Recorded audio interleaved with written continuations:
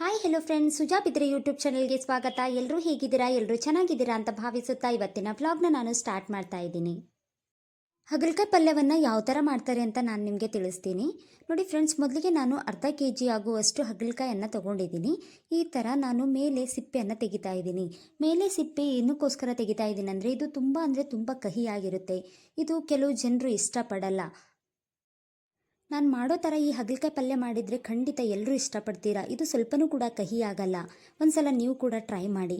ನೋಡಿ, ಇವಾಗ ನಾನು ಹಾಗಲಕಾಯನ್ನು ಚಿಕ್ಕ ಚಿಕ್ಕ ಪೀಸ್ ಆಗಿ ಕಟ್ ಮಾಡ್ಕೊಳ್ತಾ ಇದ್ದೀನಿ. ನೀವು ಯಾವ ಸೈಜಲ್ಲಿ ಬೇಕಾದರೂ ಕಟ್ ಮಾಡ್ಕೊಳ್ಳಿ. ನಾನು ಈ ಸೈಜ್ನಲ್ಲಿ ಕಟ್ ಮಾಡ್ಕೊಳ್ತಾ ಇದ್ದೀನಿ. ನೀವು ರೌಂಡ್ ಕೂಡ ಕಟ್ ಮಾಡ್ಕೊಳ್ಬೋದು, ಒಂದರಲ್ಲಿ 4 ಭಾಗ ಕೂಡ ಮಾಡ್ಕೊಳ್ಬೋದು. ನೋಡಿ, ಇವಾಗ ನಾನು ಈ ಥರ ಕಟ್ ಮಾಡ್ಕೊಂಡಿದ್ದೀನಿ. ಇದರೊಳಗಡೆ ಬೀಜ ಇರುತ್ತೆ, ಅದನ್ನು ಕೂಡ ನಾನು ತೆಕ್ಕೊಂಡಿದ್ದೀನಿ. ಹಾಗೆಯೇ ಇವಾಗ ನಾನು ಒಂದು ಪಾತ್ರೆಗೆ ಟ್ರಾನ್ಸ್ಫರ್ ಮಾಡ್ಕೊಳ್ತಾ ಇದ್ದೀನಿ.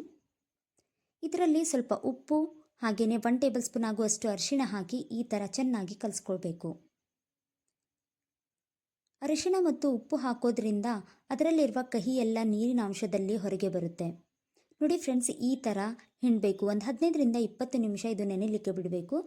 ಬಿಟ್ಟಾದಮೇಲೆ ಇದು ಇವಾಗ 15ರಿಂದ 20 ನಿಮಿಷ ಆಗಿದೆ. ಇವಾಗ ನಾನು ಇದನ್ನು ನೀಟಾಗಿ ಈ ಥರ ಚೆನ್ನಾಗಿ ಹಿಂಡ್ಕೊಳ್ತಾ ಇದ್ದೀನಿ. ನೋಡಿ ಫ್ರೆಂಡ್ಸ್, ಅದೆಲ್ಲ ನೀರು ಬರುತ್ತಲ್ವಾ, ಅದೆಲ್ಲ ಕಹಿ ಇದರಿಂದ ಹೋಗುತ್ತೆ. ನೋಡಿ, ಎಲ್ಲನೂ ನಾನು ಈ ಥರ ಹಿಂಡ್ಕೊಂಡಿದ್ದೀನಿ. ಇವಾಗ ನೋಡಿ, ಈ ಥರ ಹಾಗಲಕಾಯಿ ಪೀಸ್ಗಳನ್ನು ಈ ಥರ ಆಗಿದೆ. ಇವಾಗ ನಾನು ಇದಕ್ಕೆ ಒಗ್ಗರಣೆ ಹಾಕ್ಕೊಳ್ತೀನಿ. ಇವಾಗ ಒಲೆ ಮೇಲೆ ಕಡಾಯಿ ಇಟ್ಟು 2 ಟೇಬಲ್ ಸ್ಪೂನ್ ಆಗುವಷ್ಟು ಎಣ್ಣೆನ ಹಾಕ್ಕೊಂಡಿದ್ದೀನಿ.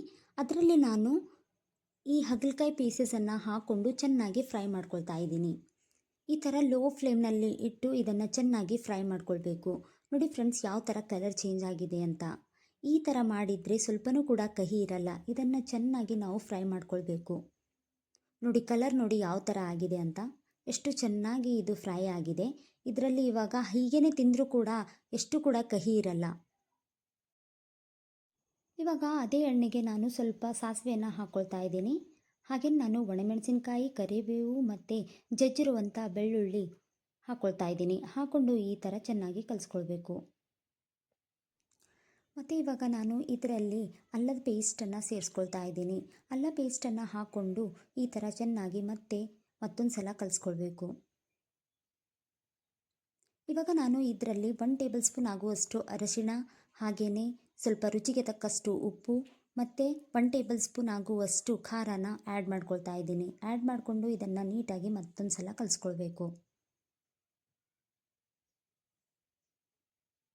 ಈ ಥರ ನೀಟಾಗಿ ಕಲಿಸ್ಕೊಂಡಿದ್ದಾದಮೇಲೆ ಇದರಲ್ಲಿ ನಾನು ಈ ಫ್ರೈ ಮಾಡ್ಕೊಂಡಿದ್ದೀನಲ್ವಾ, ಈ ಹಾಗಲಕಾಯಿ ಪೀಸಸ್ಗಳನ್ನು ಇದರಲ್ಲಿ ಹಾಕ್ಕೊಂಡು ಚೆನ್ನಾಗಿ ಮತ್ತೊಂದು ಸಲ ನೀಟಾಗಿ ಕಲಿಸ್ಕೊಳ್ಬೇಕು.